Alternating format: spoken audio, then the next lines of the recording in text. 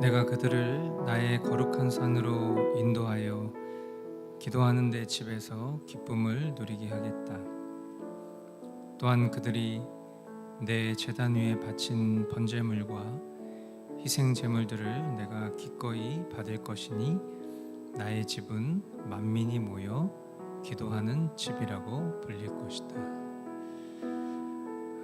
오늘도 신실하신 주님께서 우리를 이 자리에 불러주시고 기도하는 집으로 우리의 심령을 처소 삼으사 주님의 뜻과 또 주님의 마음을 우리에게 부어주시고 그 뜻 앞에 우리 모두가 기꺼이 기쁨으로 순종할 수 있는 자로 우리를 불러주신 줄 믿습니다.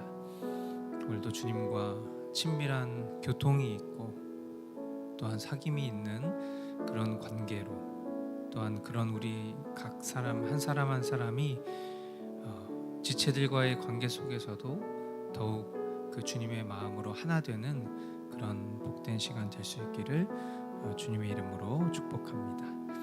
이 시간 함께 사도신경 하심으로 우리의 신앙을 고백하며 나아가겠습니다. 나는 전능하신 아버지 하나님 천지의 창조주를 믿습니다. 나는 그의 유일하신 아들 우리 주 예수 그리스도를 믿습니다. 그는 성령으로 잉태되어 동정녀 마리아에게서 나시고 본디오 빌라도에게 고난을 받아 십자가에 못 박혀 죽으시고 장사된 지 사흘 만에 죽은 자 가운데서 다시 살아나셨으며 하늘에 오르시어 전능하신 아버지 하나님 우편에 앉아 계시다가 거기로부터 살아있는 자와 죽은 자를 심판하러 오십니다. 나는 성령을 믿으며 거룩한 공교회와 성도의 교제와 죄를 용서받는 것과 몸의 부활과 영생을 믿습니다. 아멘. 네, 이 시간 함께 우리 찬양하며 주님 앞에 나아가도록 하겠습니다.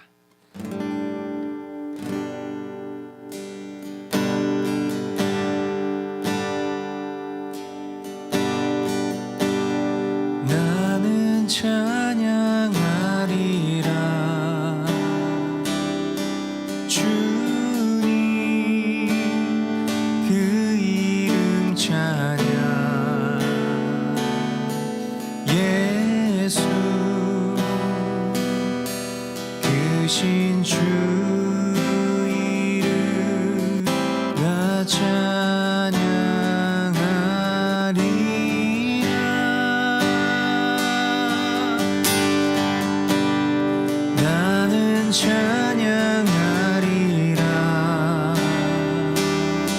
주님 그 이름 찬양 예수 크신 주 이름 나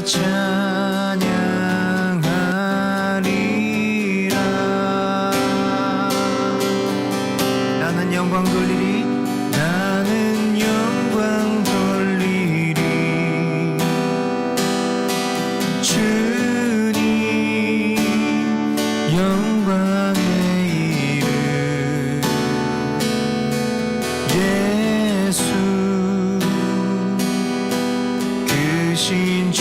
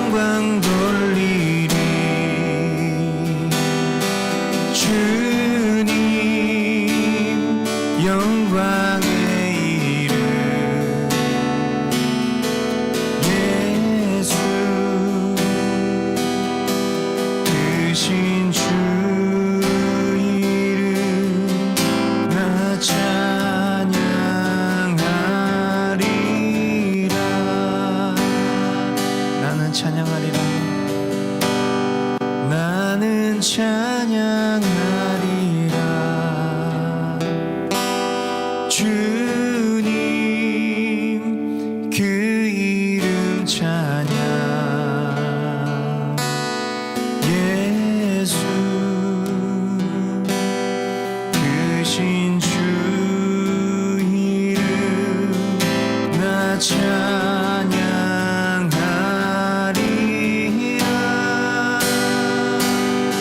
나는 찬양하리라. 나는 찬양하리라. 주님 그 이름 찬양.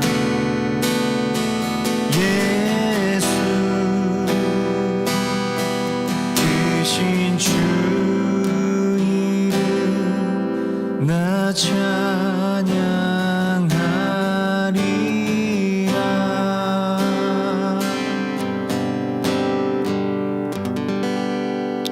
아멘. 주님 찬양합니다. 오늘도 주님 우리의 심령에 주님께서 등불이 되어 주시고 또 우리가 주님을 찬양하며 송축하며 나아갈 때에 하나님 더욱 우리가 주님의 그 기쁘신 뜻을 깨달아 알 수 있는 은혜를 우리 가운데 허락하여 주시옵소서.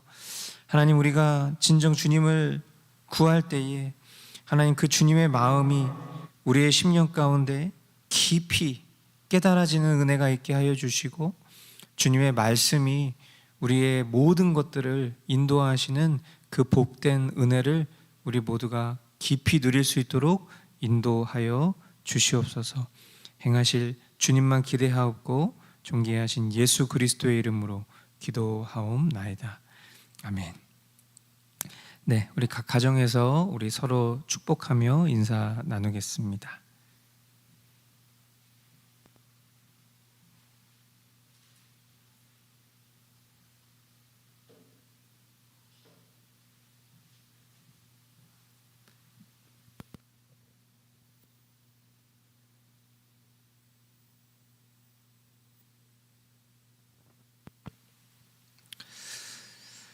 네, 예레미야 말씀을 통해서 함께 주님의 그 뜻과 또 기도하는 집으로 우리 함께 서 나아가고 있습니다. 먼저 보실 말씀은 우리 예레미야 48장 38절 우리 한 절 말씀.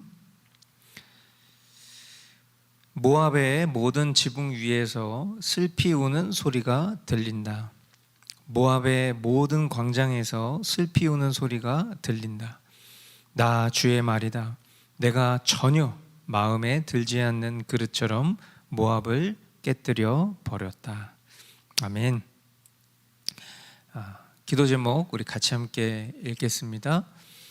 스스로를 주님의 말씀 앞에 겸손히 살피며 주님의 말씀에 비추어 공의를 배우고 참된 사랑을 실천할 수 있는 분별과 실제된 삶을 살게 하소서. 아멘. 우리가 기독교 세계관 이제 책을 읽으면서 이번 주부터 이제 10월 마지막 주까지 전제에 대해서 함께 좀 깊이 생각해 보는 그런 시간을 갖고 있습니다. 전제라는 것은 말 그대로 뷰입니다. 뷰. 우리가 바라보는 관점. 저와 여러분들은 하나님 나라를 살아가고 있는 하나님의 백성이니까 우리는 당연히 하나님의 법도로 이 세상을 바라볼 수 있어야 할 것입니다. 우리가 살아가는 이 세상에는 하나님의 사람도 있지만 대부분 하나님께 속하지 않은 사람들이 있죠.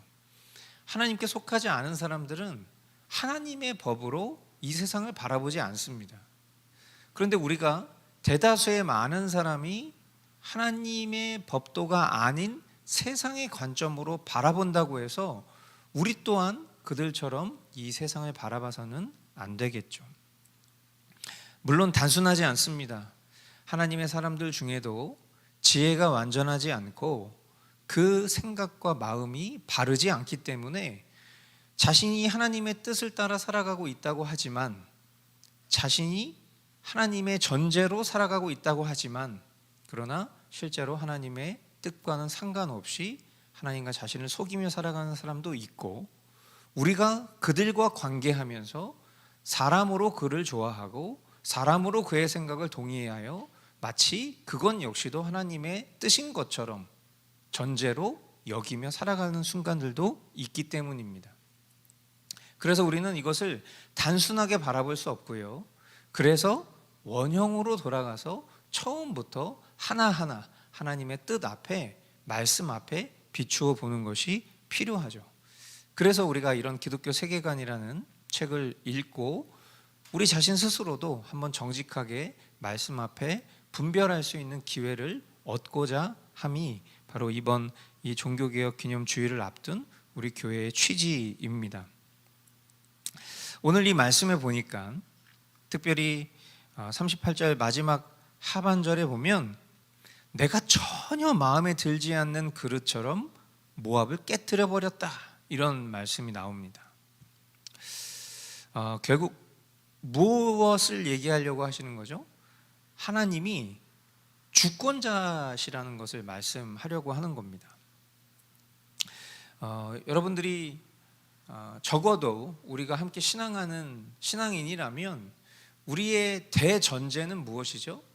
하나님이 우리의 주권자시라는 것을 믿는 믿음이죠. 사람의 권력, 또 국가의 흥망성쇠, 이런 것도 주님께 있다는 것을 믿습니다. 그런데 그 믿음이 관념적일 때가 있죠. 관념적이라는 것은 무엇입니까? 쉽게 얘기하면 생각으로는 내가 믿는 것처럼 여기지만 실제로는 믿지 않는 것을 구분할 때 관념적이다, 이렇게 표현합니다. 우리가 살아가는 실제된 역사 가운데 과거나 현재, 미래에도 하나님 진짜 주권자이신가, 그것을 우리가 잊어버릴 때가 많습니다. 그러면 어떻게 될까요? 정말 하나님이 주권자시라는 것을 믿는 믿음이 아니라 그것을 관념적으로만 믿으면 어떻게 됩니까? 현상은 이런 모양이죠. 벌어지는 사건에 관심을 두게 됩니다. 그 사건 너머에 주님을 보는 게 아니라 그 벌어진 사건에 관심을 갖죠. 그리고 그 일의 중심에 있는 사람에 관심이 많습니다. 그리고 내 기호와 취향, 나름의 가지고 있는 가치관에 따라서 당파적인 성격을 가지게 됩니다. 여기서 말하는 당파적 성격이라는 것은 어떤 정치적인 당파를 말하는 것이 아니라 우리가 소위 파당을 짓는다라고 얘기할 때 기호에 따라서 분류되는 그런 당파적 성격을 가지게 된다는 거예요. 그러다 보면 때로는 이런 것들이 정치적인 사람의 정치와 맞물리는 경우들이 오게 되죠. 그래서 기독교인이 정치에 관심을 가지면 안 된다, 이런 얘기를 들어보신 적도 있을 것이고, 또 반대로 기독교인이라면 정치에 관심을 가져야 된다, 이런 얘기를 들으신 적이 있을 텐데, 우리가 보통 정치에 관심 가지지 말아라 이렇게 얘기하는 측면은 이런 당파적인 성격에 우리가 쉽게 휩쓸릴 수 있기 때문에 기독교인은 정치에 관심을 가지지 말아라 이렇게 얘기를 하게 되는 것이겠죠. 그러나 우리가 인정해야 할 수밖에 없는 것은 무엇이냐면 하나님이 주권적으로 행하시는 일 속에 사람 만사는 정치적일 수밖에 없습니다. 정치라는 것이 무엇입니까? 정치라는 것, 정치, 여러분이 사전적인 의미로 찾아보시면 이렇게 표현되어 있어요. 정사정, 다스릴 치입니다. 그러니까 말 그대로 정치라는 것은 다스리는 이치인 것이죠. 저와 여러분들이 사람의 정치에 관심을 두지 않고 하나님의 정치에 관심을 둘 수 있기를 바랍니다. 사건과 사람이 하는 정치에 관심을 두지 않고 주님이 주관하시는 정치를 볼 수 있기를 축복합니다. 오늘 이 본문을 통해서 우리가 목격하게 되는 모압의 멸망은 사람의 정치로 보여지는 역사적 사건이지만 그러나 그 너머에 주님의 정치적 사건입니다. 주님은 모압을 향하여 내가 전혀 마음에 들지 않는 그릇처럼 모압을 깨뜨려 버렸다 이렇게 말씀하셔요. 이것이 사람에게 관념적이라면 그 역사적 실제는 분명 그 속에 사건과 인물이 있을 겁니다. 그러나 우리가 주목해야 될 것은 그 사건과 인물 너머에 이렇게 하시기로 결정한 하나님의 선제적 말씀과 예언의 성취, 이 하나님의 정치를 볼 수 있어야 한다는 것입니다. 주님 편에 서서 주님의 말씀을 주님식으로 보는 것이 그래서 중요합니다. 주님이 아닌 사람 편에 서서 사람의 말을 기울이고 그래서 그 사람의 말과 생각으로 주님의 말씀도 보면 우리는 결코 주님의 정치를 볼 수 없을 것입니다. 모든 주권이 주님께 있음을 믿는 믿음의 실제가 저와 여러분들의 삶 속에 바른 전제로 이루어진 세계관으로 실천될 수 있기를 간절히 기도합니다. 그래서 오늘 우리가 기도 제목에 나눈 것처럼 먼저는 우리 자신 스스로를 주님의 말씀 앞에 겸손히 살필 수 있어야 됩니다. 그리고 그 말씀을 통해서 내 생각과 내 경험과 내 가치관을 바로 잡는 것이 겸손이죠. 주님이 이렇게 말씀하셨는데 나는 이렇게 생각해 라는 것은 교만입니다. 참된 겸손은 나 자신의 한계와 연약함을 인정하고 내 기호와 취향이 주님의 뜻과 다름을 인정하고 그 속에 참된 공의와 사랑이 무엇인지를 분별할 수 있을 때에 우리는 비로소 사건과 사람이 아닌 하나님의 말씀과 그 말씀의 성취를 볼 수 있게 될 줄 믿습니다. 이런 말씀들을 통해서 그리고 우리 교회가 함께 펼쳐나가는 이런 종교개혁 기념주일 행사들을 통해서 다시 한번 우리 가운데 어떤 당파적 성격이 아니라 참된 주님의 정치를 바라볼 수 있는 그런 전제가 확립될 수 있기를 이 시간 주님의 이름으로 축복합니다. 두 번째 우리 함께 보실 말씀은 예레미야 50장 17절부터 20절까지 말씀입니다. 이스라엘은 사자들에게 쫓겨서 흩어진 양이다. 처음에는 아시리아 왕이 이스라엘을 양처럼 잡아먹었고 그 다음에는 바빌로니아 왕이 마침내 그 뼈까지 먹어치웠다. 그러므로 나 만군의 주 이스라엘의 하나님이 말한다. 내가 아시리아 왕에게 벌을 내렸듯이 바빌로니아 왕과 그의 나라에도 벌을 내리겠다. 그러나 이스라엘은 내가 그의 초장으로 데려다 놓을 것이니 그들이 갈멜과 바산에서 풀을 뜯고 에브라임 산지와 길르앗에서 마음껏 먹을 것이다. 그날이 오고 그때가 되면 내가 살아남게 한 사람들을 용서할 터이니 이스라엘의 허물을 아무리 찾아도 찾지 못하고 유다의 죄를 아무리 찾아도 발견하지 못할 것이다. 나 주의 말이다. 아멘. 두 번째 우리 기도 제목 같이 읽겠습니다. 교만한 자아를 내려놓지 못하고 거짓 평안과 거짓 회개에 하나님과 자신을 속이며 오늘의 회개를 내일로 미루는 미련함을 깨닫는 은혜를 허락하소서. 아멘. 말씀을 읽지는 않았지만 예레미야 49장에 보면 엘람 심판에 대한 예언이 나오고요. 그리고 오늘 이제 본 말씀에 보면 이제 여러 이방 국가들에 대한 어떤 심판 끝자락에 중턱에 이스라엘의 회복에 대한 주님의 말씀이 나옵니다.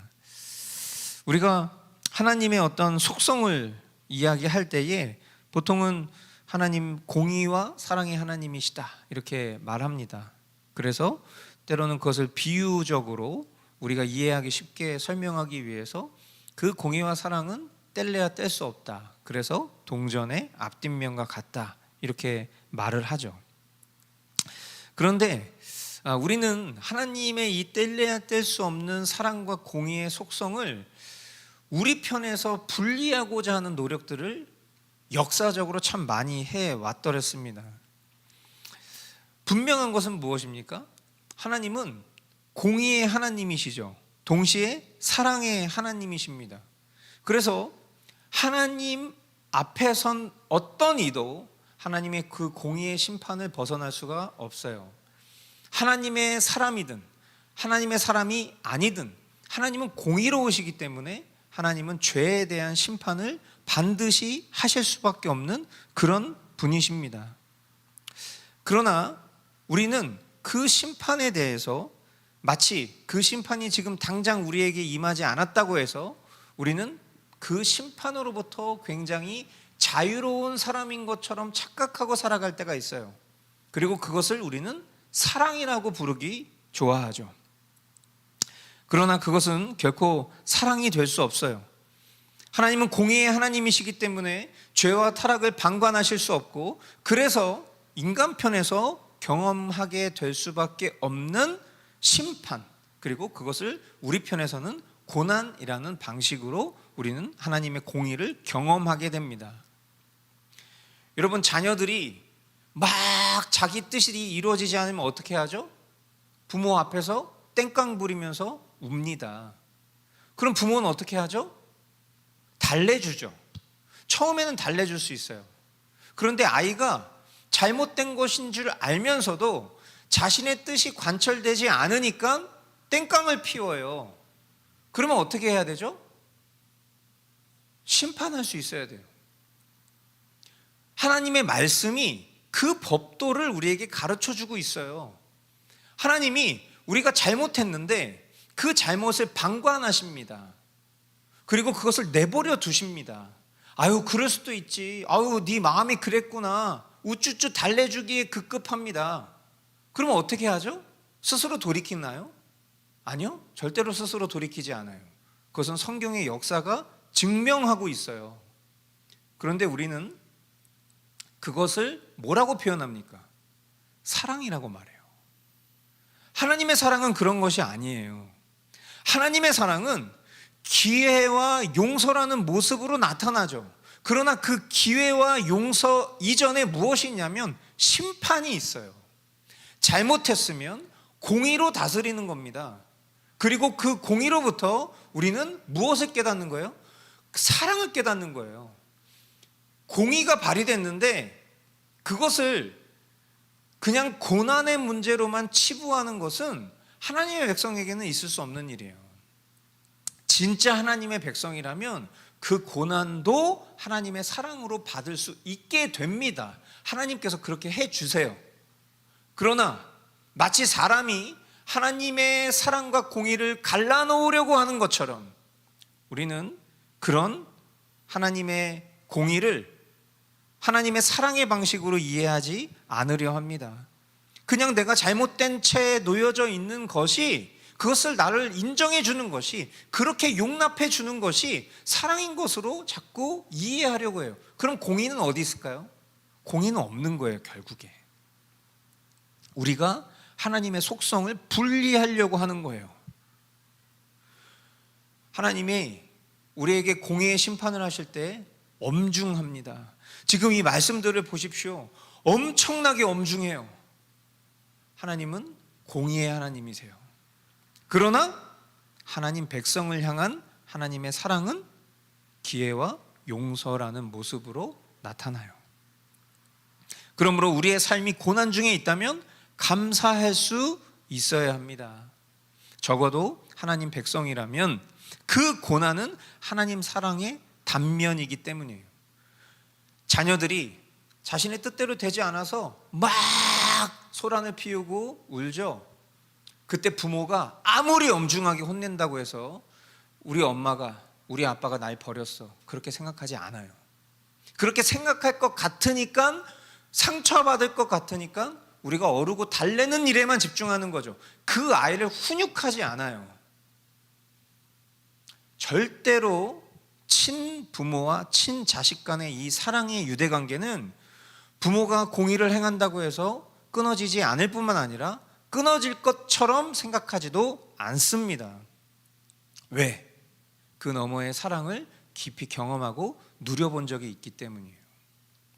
우리가 하나님 앞에 아무리 죄된 삶을 살아도 하나님이 우리를 방관하시고 내버려 두신다면 우리는 유기자일 것입니다. 그러나 우리의 삶에 분명한 고난의 문제들이 있어요. 그리고 그 고난의 문제를 깊이 지혜롭게 들여다보면 그 모든 원인은 나의 죄책이라는 것을 깨닫게 됩니다. 그러나 그 죄책으로 인하여서 하나님과 나와의 관계가 단절되었다라고, 더 이상 회복될 수 없는 관계에 놓여졌다고 우리는 생각하지 않아요. 왜 그렇죠? 하나님의 사랑을 경험해 봤기 때문이에요. 그러므로 오히려 그 엄중한 심판, 우리 편에서 느껴지는 그 고난은 도리어 하나님께로 나아가고자 하는 계기가 되고 의지가 되는 겁니다. 그것이 나중 우리가 생각했을 때 이것이 하나님의 사랑의 방법이었구나, 그렇게 이해가 되는 것이죠. 그런 측면에서 회개라는 이 주제는 우리가 날마다 말씀 앞에 설 때마다 매번 동일하게 내려지는 주제라고 말해도 과언이 아닐 만큼 우리에게 매일 붙어 있잖아요. 그런데 그 주제의 무게에 무색할 만큼 실제로 우리가 회개라는 주제에 대해서 굉장히 타성해졌죠. 그러다 보니까 회개에 대해서 되게 잘 안다고 생각하는데 번번이 회개를 착각하고 오해합니다. 여러분, 제가 자주 표현하지만 회개는 축복입니다. 회개는 사랑이에요. 그런데 우리는 번번이 헷갈리죠. 그리고 어떻게 오해합니까? 회개를 포기와 결론처럼 생각해요. 여러분, 하나님이 우리에게 시간을 허락하신 한 회개는 기회이며 과정입니다. 사랑이며 공입니다. 이 사실을 아는 사람은요, 회개에 대한 촉구를 하나님의 사랑에서부터 나오는 기회로 여깁니다. 온전하신 하나님의 사랑 가운데 거하지 못하는 것으로부터 그 사랑을 누리는 것으로 나아가는 과정으로 받아요, 회개를. 그런데 마음이 강팍하여서 완악한 심령은 회개에 대한 촉구를 뭘로 착각하냐면 내가 좋아하는 것을 포기하라고 얘기해, 이렇게 착각해요. 내가 좋아하는 것을 포기하는 것이 회개야, 이렇게 해서 착각한다고요. 그러면서 모든 게 다 끝났어, 망했어, 그렇게 하면서 뭐 하는 거예요? 땡깡 피우고 우는 거예요. 내가 하고 싶은 대로 내버려 뒀으면 좋겠는데 왜 자꾸 나를 못하게 막는 거야 하면서 항변하는 거.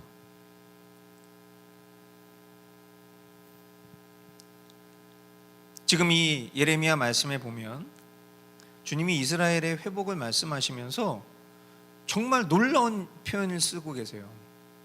그날이 오고 그때가 되면 내가 살아남게 한 사람들을 용서할 터이니 이스라엘의 허물을 아무리 찾아도 찾지 못하고 유다의 죄를 아무리 찾아도 발견하지 못할 것이다, 이렇게 말씀하세요.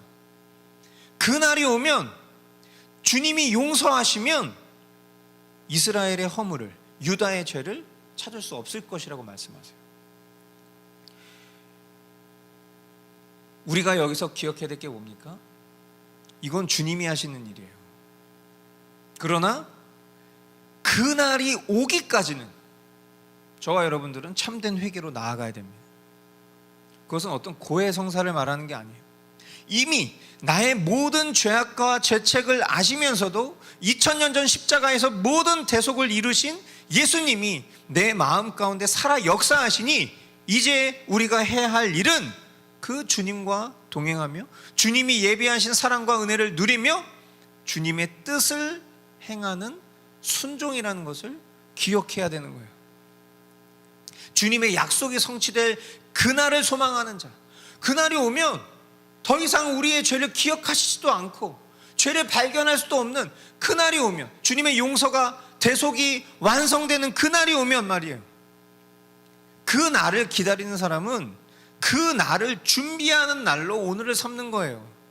아무것도 하지 않고 주님이 하실 일을 믿지도 않으면서 거짓 평안과 거짓 만족으로 하나님과 자신을 기만하는 자는 결코 그날을 기다리는 자의 태도가 아닐 거라는 것은 분명한 일입니다.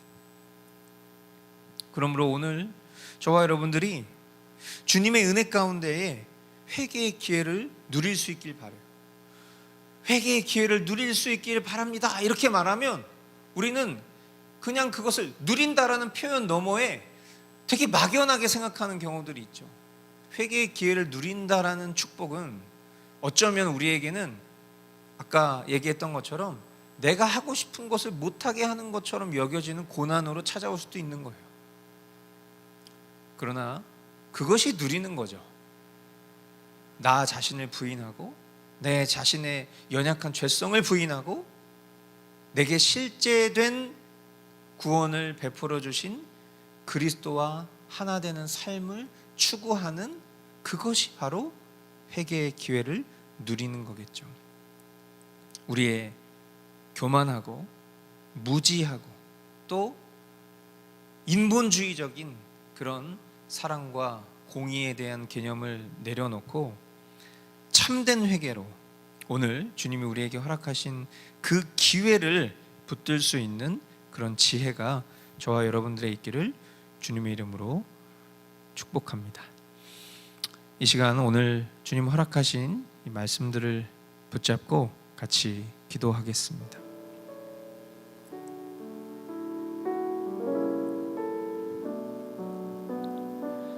스스로를 주님의 말씀 앞에 겸손히 살필 수 있는 것도 주님의 은혜가 없으면 할 수 없는 일일 것입니다. 주님께 간구할 때에 주님 말씀 앞에 우리 자신을 살피며 또 그 말씀에 비추어 공의를 배우고 참된 사랑을 실천할 수 있는 분별과 그런 삶을 살게 하여 주십시오. 사람의 정치에 관심을 멈추고 주님의 정치를 보고 그 일에 동참할 수 있도록 주님 인도하여 주시옵소서. 이 시간 함께 주님 앞에 기도하며 나아가도록 하겠습니다.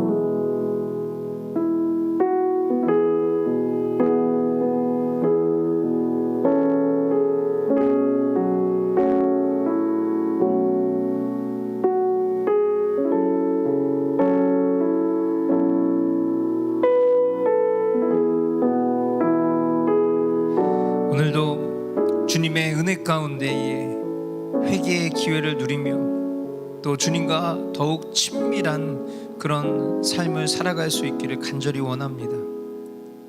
우리의 교만한 자아를 내려놓지 못하고 거짓 평안과 거짓 회개에 하나님과 나 자신을 속이며 오늘의 회개를 내일로 미루는 이런 미련함을 주님 깨닫게 하여 주시옵소서.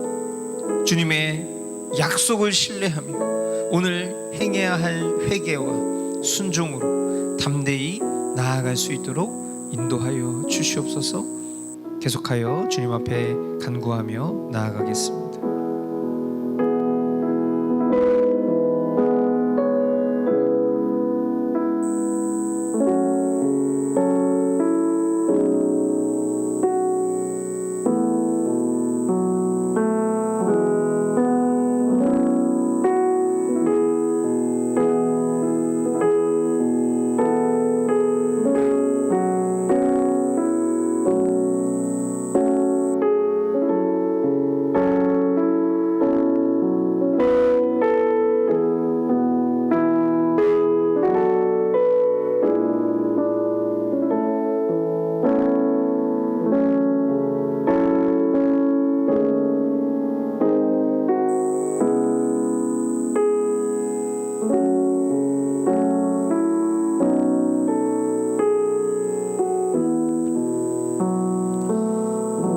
공동체를 위한 기도로 함께 기도합시다.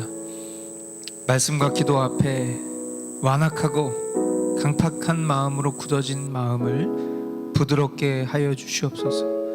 교만한 자아를 깨뜨리고 주님 앞에 엎드리는 우리 공동체 한 사람 한 사람 될 수 있도록 주여 은혜를 베풀어 주십시오. 우리 교회가 파장동에 오는 세대를 품는 그런 지역 교회로 건강히 설 수 있도록 인도해 주시고, 말씀 맡은 교육자들이 강건하게 주님 앞에 붙들림 받을 수 있도록 은혜를 더하여 주시옵소서.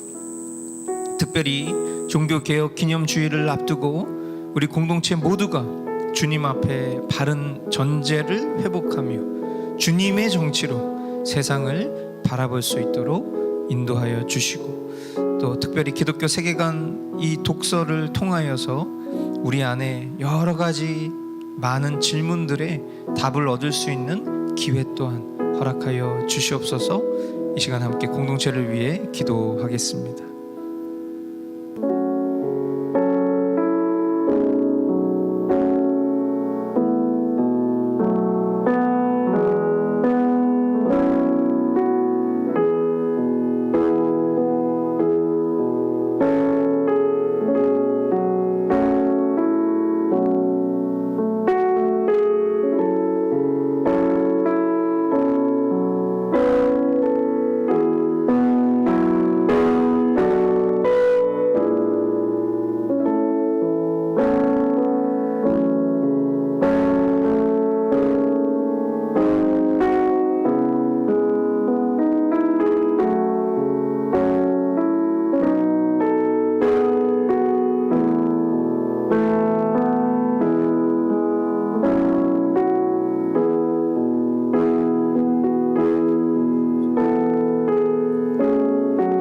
동역자를 위한 기도. 오늘은 이집트 김용현 선교사님 가정을 위해서 기도합시다.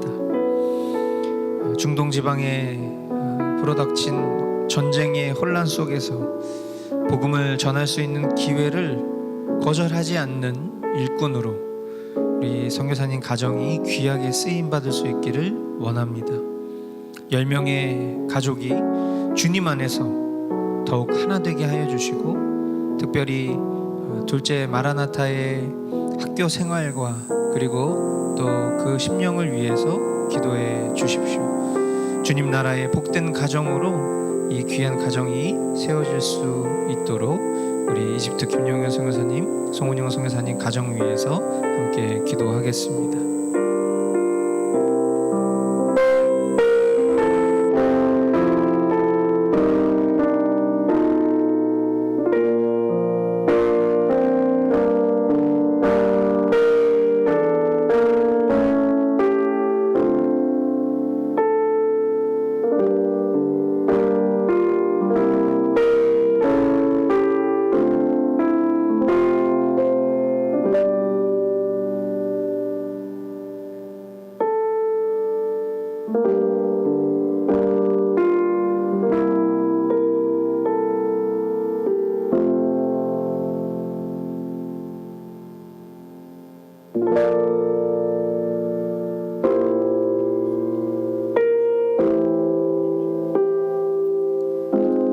사랑하는 주님, 감사합니다. 오늘도 주님의 말씀 앞에 우리의 고개를 숙이고 또한 우리의 심령 또한 운신할 수 있기를 원합니다.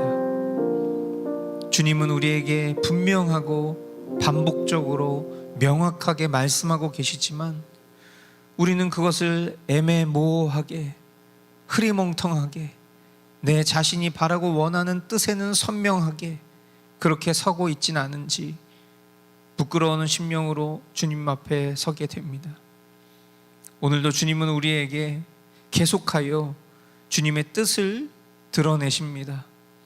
하나님, 우리가 그것을 깨달아 아는 것으로 멈춰서는 것이 아니라 그 말씀 앞에 굴복할 수 있는 은혜가 있기를 원하고, 우리의 생각과 또 이 세상의 풍조와 사람에게 집중하는 것이 아니라 주님이 우리에게 하신 그 말씀을 붙잡고 주님의 말씀으로 이 세상을 바라볼 수 있는 은혜를 허락하여 주시고, 그로 인하여 돌이킬 수 있는 것들이 있다 하면 오늘 그것을 즉각 돌이킬 수 있는 은혜 또한 우리에게 허락해 주시기를 간절히 소망합니다. 한 주간의 중턱에서 우리 믿음의 교우들의 삶을 붙들어 주시고 어디에서 무엇을 하든지 항상 하나님과 사람에게 칭찬받는 일꾼들 되게 하여 주시고 범사의 모든 것이 잘 되게 하사 그것을 통해서 하나님께 영광 돌리며 더욱 주님께 사랑과 충성으로 나아가기에 부족함 없는 하나님의 사람들 될 수 있도록 인도하여 주시옵소서. 하나님, 종교개혁 기념주의를 앞두고 우리가 독서하며 또 하나님의 교훈과 지혜 가운데에서 서로 나누고 또한 말씀 안에서 분별하고 교제하는 시간을 행하고 있습니다.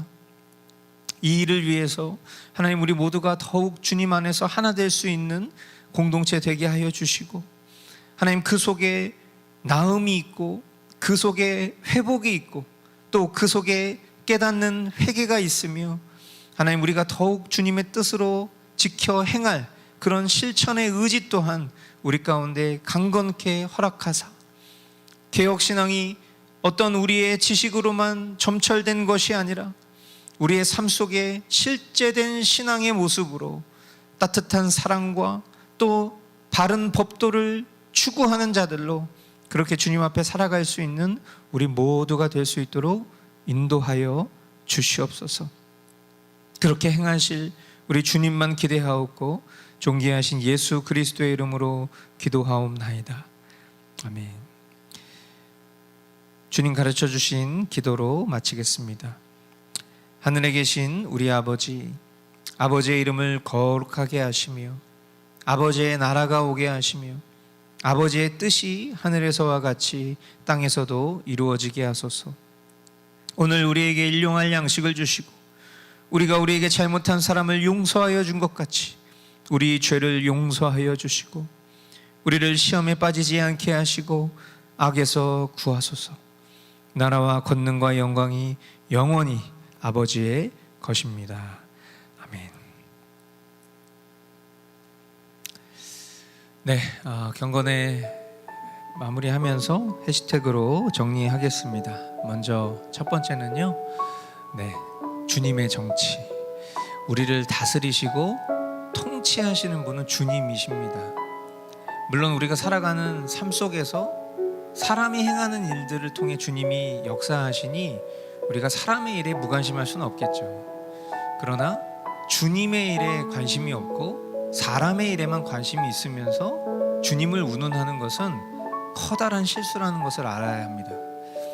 먼저 우리가 붙잡아야 될 것은 주님이 우리를 어떻게 다스리시고 통치하시는지를 볼 수 있는 것. 주님의 말씀과 기도 없이는 불가능하겠죠. 이 주님의 정치에 저와 여러분들이 깊은 관심 가질 수 있기를 바랍니다. 두 번째, 오늘의 회개를 내일로 미루지 맙시다. 주님이 우리에게 말씀하셔서 우리가 돌이켜야 되는 그 지점이 있다면 오늘 즉각적으로 회개하고 또 내일의 회개가 우리에게 주어졌을 때 내일 또한 주님 앞에 회개하는 것이 바람직한 그런 성도의 모습인 줄 믿습니다. 아무쪼록 저와 여러분들이 개혁 신앙인으로 살아가는 것이 기도한 것처럼 그저 머리에 지식만 찬 차가운 이성만 가지고 있는 그런 기독교인이 아니라 하나님의 사랑과 공의를 붙잡고 살아가는 하나님의 사람들로 승리할 수 있게 되기를 바랍니다. 오늘도 주님이 하셨습니다.